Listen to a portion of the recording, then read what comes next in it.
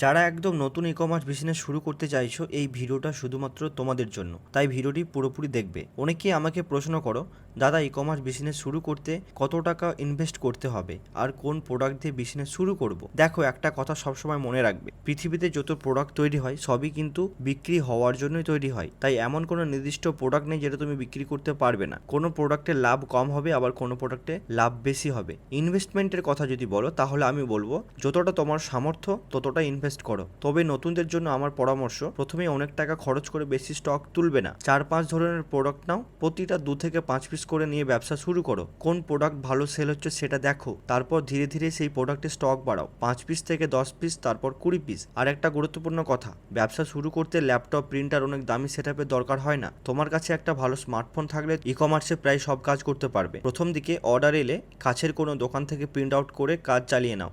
ব্যবসা যখন ধীরে ধীরে বড় হবে, তখন নিজের প্রয়োজনীয় অনুযায়ী ল্যাপটপ, প্রিন্টার এবং অন্যান্য জিনিস কিনে নেবে।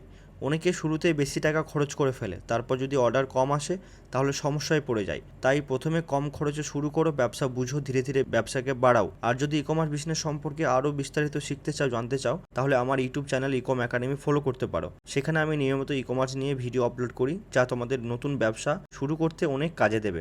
এছাড়াও তোমরা যদি আমার কাছে ট্রেনিং এবং গাইড নিয়ে ই কমার্স বিজনেসের A to Z শিখতে চাও, তাহলে নিচে কমেন্টে দেওয়া নাম্বারে তোমরা যোগাযোগ করো। আমাদের ব্যাচ কিন্তু প্রত্যেক মাসে শুরু হয়। ব্যাচে জয়েন করতে চাইলে অবশ্যই যোগাযোগ করবে। বাই, ভালো থাকবো। পরবর্তী ভিডিওতে আবার দেখা হবে।